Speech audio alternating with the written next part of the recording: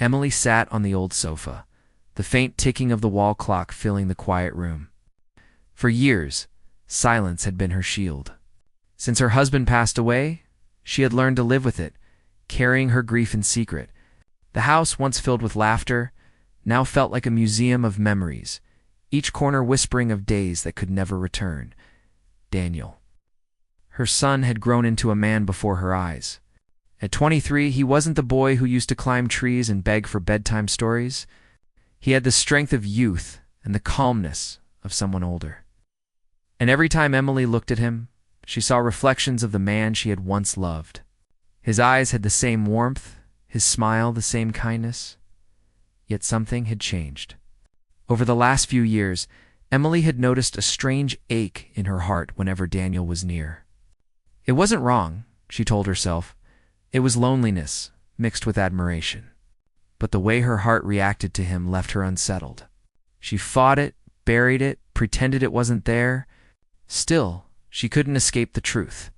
Her son was no longer just her son in her eyes. He was also the man who kept her world together.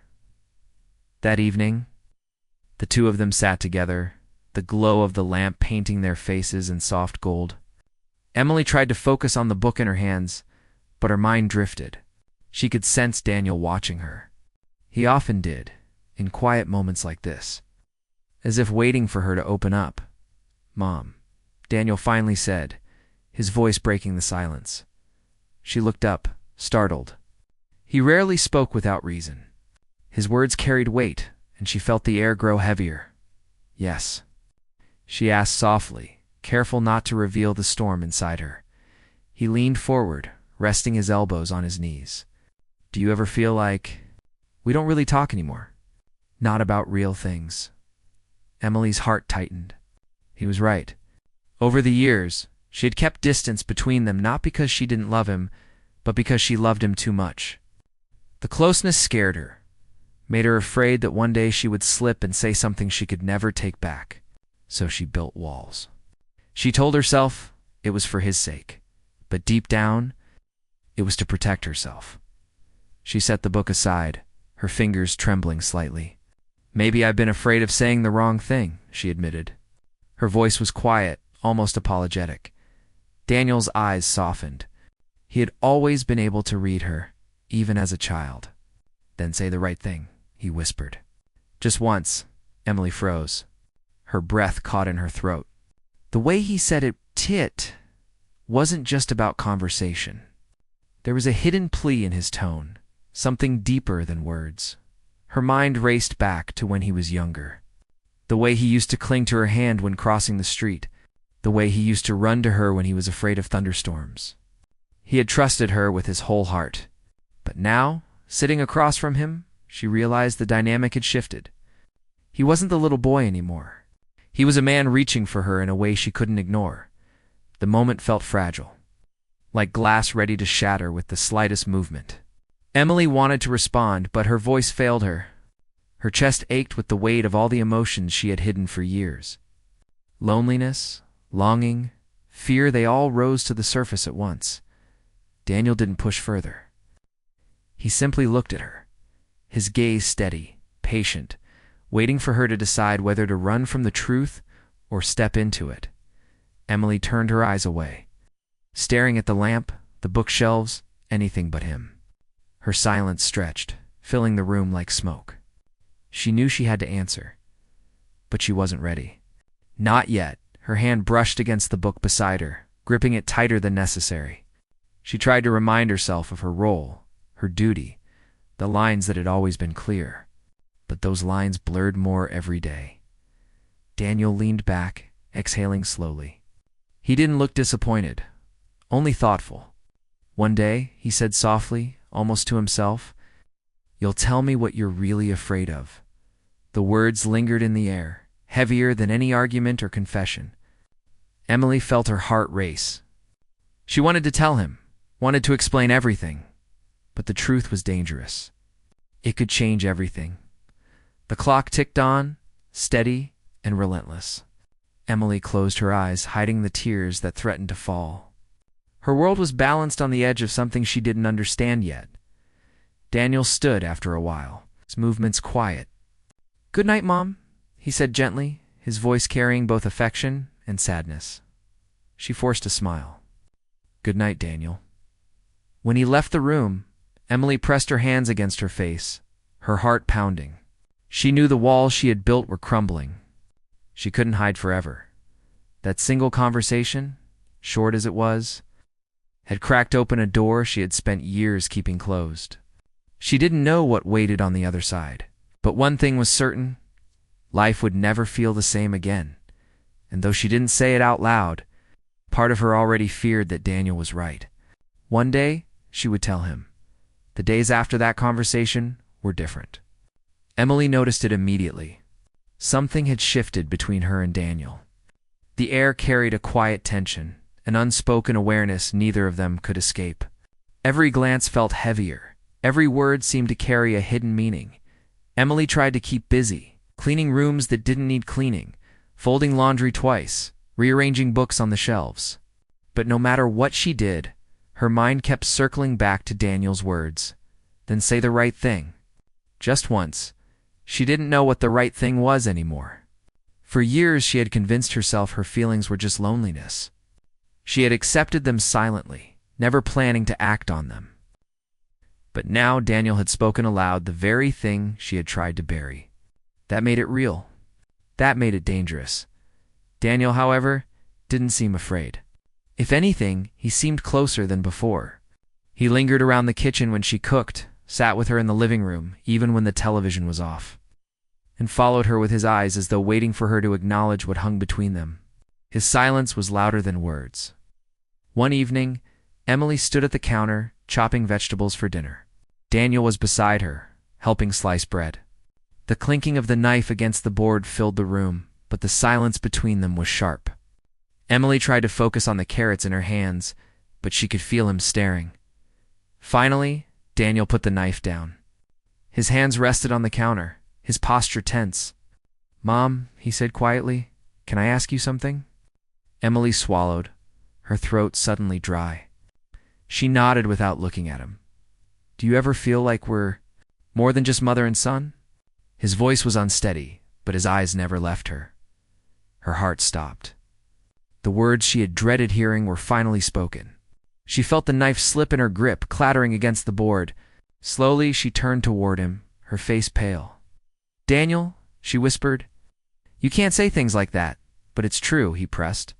His voice was soft, but there was no hesitation now. "I feel it every time we're together. I see it in your eyes when you look at me. You try to hide it, but I know it's there." Emily's chest tightened. Tears burned her eyes. She wanted to deny it, to laugh, and tell him he was wrong. But she couldn't. Her silence betrayed her. Her shaking hands betrayed her. "Please," she begged, her voice breaking, "don't make this harder than it already is." Daniel stepped closer, his expression raw. "I'm not trying to hurt you. I just want the truth." Emily pressed her hands against the counter, her body trembling. For years, she had lived in quiet denial. Now, her own son stood before her, asking her to confess the very thing she had buried in the darkest part of her heart. Her lips parted, but no sound came. She shook her head as if refusing could erase the moment. But Daniel wasn't fooled. "You don't have to say it," he whispered. "I already know." Tears slipped down her cheeks. She hated herself for it, but she couldn't stop them. She turned away, trying to hide her face. She felt exposed, fragile, cornered by her own truth. Daniel's voice softened. "I don't want you to be afraid of me. I just want you to be honest with me and with yourself." Emily clutched the edge of the counter so tightly her knuckles turned white.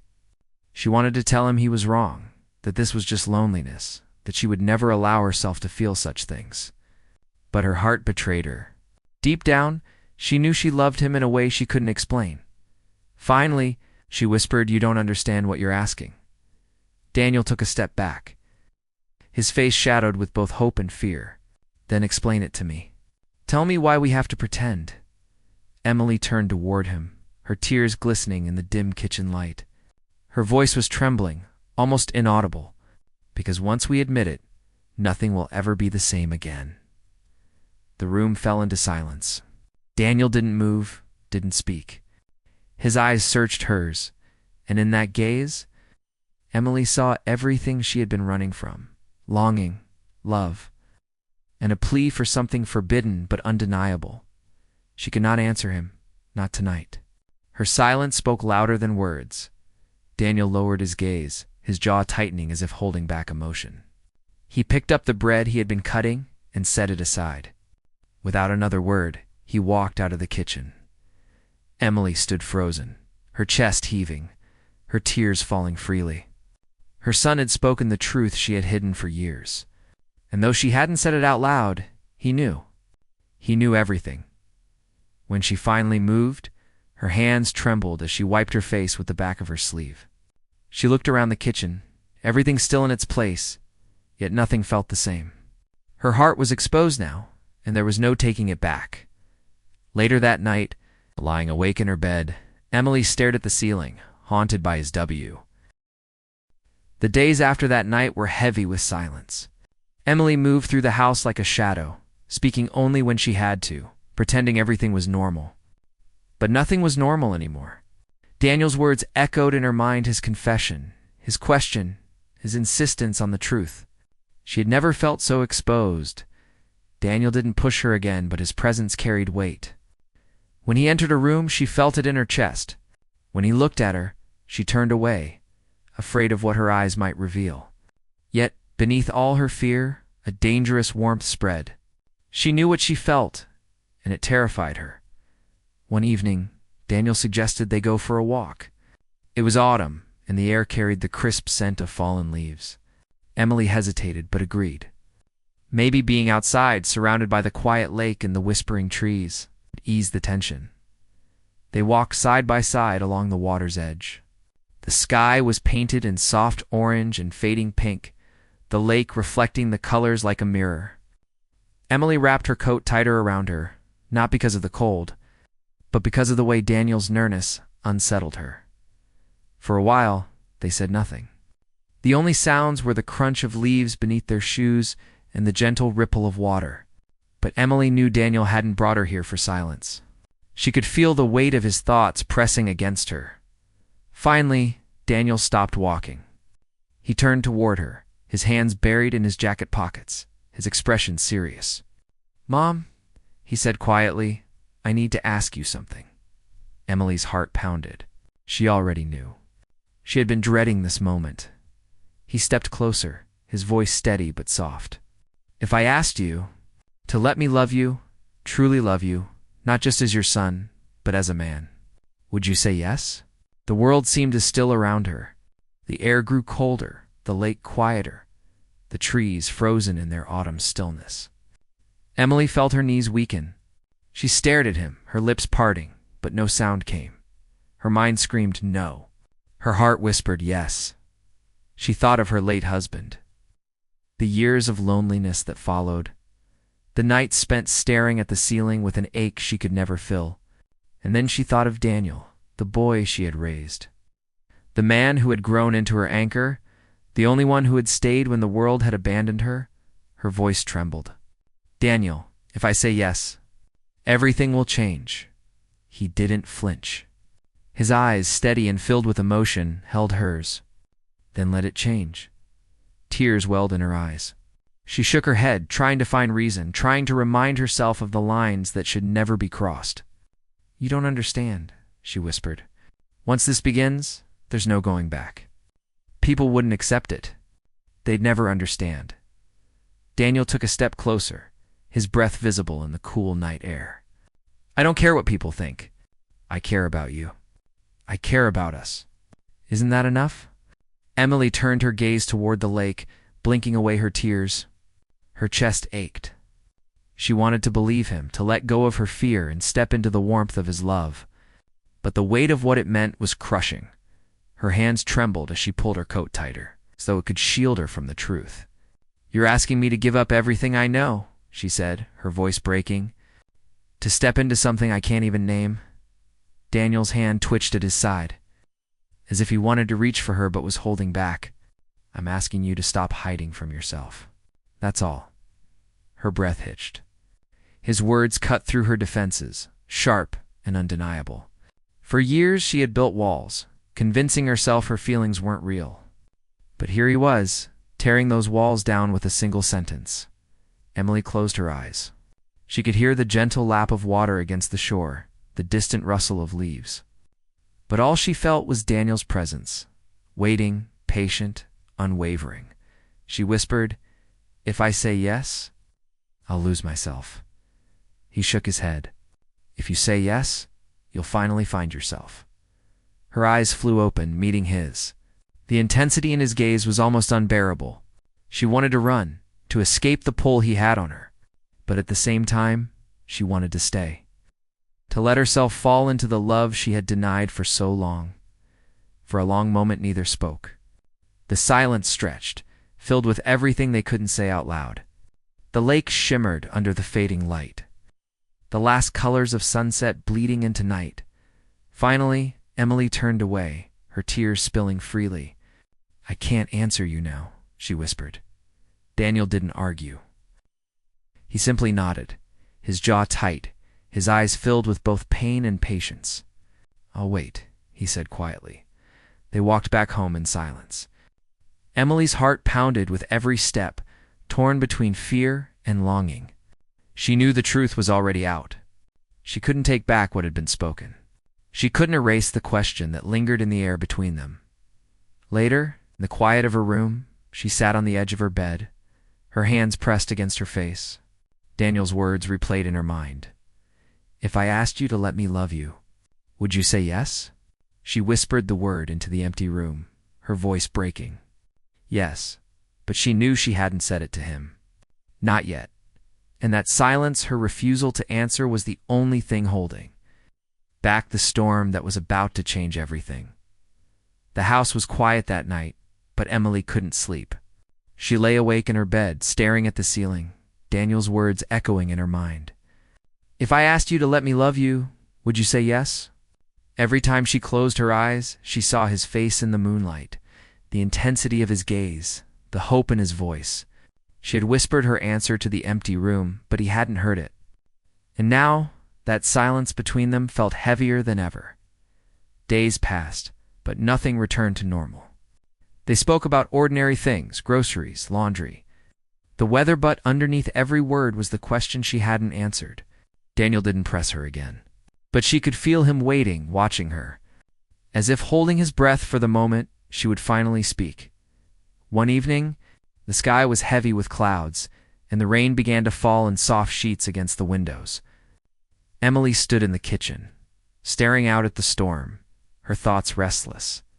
Daniel entered quietly, setting his jacket aside.